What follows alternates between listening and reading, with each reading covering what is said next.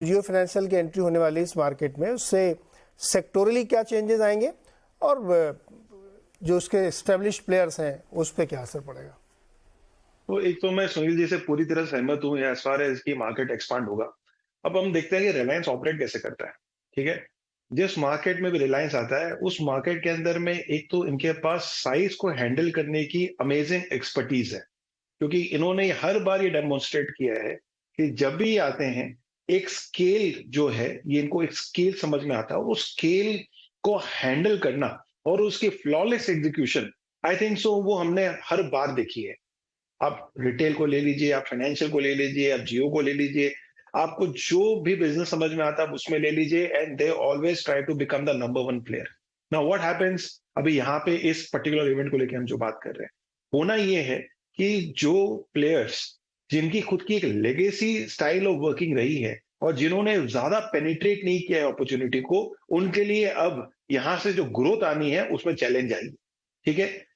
यहाँ पे market definitely बहुत बड़ा है इंडिया के लिए। We are very very under penetrated as far as हमारी जो फाइनेंशियल रिक्वायरमेंट है, और अब हमारा जो मार्केट है वो रेडी है। ठीक है, जो इकोसिस्टम है वो रेडी है, और अब उस इकोसिस्टम में एक इतना बड़ा जायंट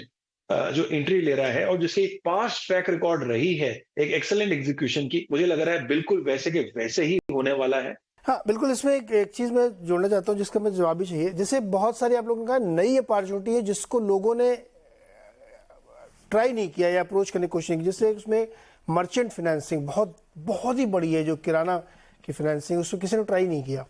वो एक बड़ी अपॉर्चुनिटी इनके लिए बनेगी। दूसरा अभिषेक जी, जो स्टैब्लिश प्लेयर है अपने अपने इलाके के,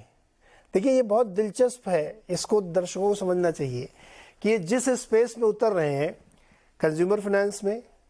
म्यूचुअल फंड में, इंश्योरेंस में, ब्रोकिंग में, जायंट्स है, स्टैब्लिश्ड है, और उन्हीं को हम चैलेंज करने आ रहे हैं। आसान नहीं है ये,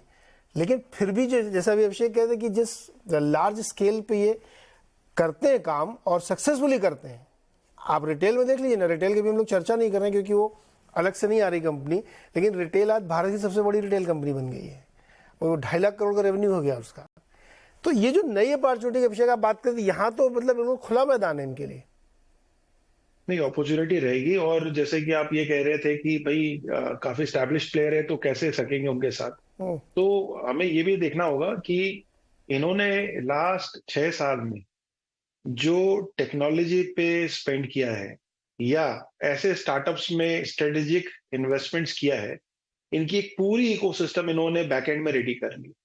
तो ये सिर्फ एक पैसे के दम पे नहीं आ रहे हैं, इनके पास वो इकोसिस्टम भी है जिसको लेके इस तरह के प्लेयर्स जो ऑलरेडी स्टैब्लिश्ड हैं उनको ये कंपटीशन दे सकते हैं। जब जीरो था मार्केट में आया था 2012-13 में, उसकी रियल मूवमेंट आपने देखी 5 साल के बाद, जब वो इटसेल्फ नंबर वन प्लेयर बन गया आफ्टर कोविड, एंड बाकी जितने भी ट्रेडिशनल ब्रोकर्स थे वो कोई ना कोई सब जो है पीछे रह गए। ठीक है, तो ऑफकोर्स वो तो एक स्टार्टअप था और बहुत छोटी कंपनी थी जिन्होंने एक पूरी जर्नी की है, बट बात टेक्नोलॉजी की बात हो रही है, जहां टेक्नोलॉजी को कैसे इन्फोर्स किया गया और उस इन्फोर्समेंट को किस तरह से एग्जीक्यूट किया गया at a scale. And exactly ये जो जियो की हम बात कर रहे हैं, ये बिल्कुल उस तरह से तैयार है, और मुझे लग रहा है बहुत ही हेवी कंपटीशन जो है बड़े बड़े प्लेयर्स के लिए बिल्कुल आने वाला है। मार्जिन प्रेशर आएगा, उनकी ग्रोथ कर्टेल होगी क्योंकि मार्केट रेडी है, बट अब मुद्दा ये है who will take the market all, और रिलायंस का मुद्दा यही रहता है, I will take the entire market, I don't penetrate in single place, I penetrate a country. मुझे इंडिया में बिलीव है, मैं इंडिया की प्रॉब्लम सॉल्व करूंगा।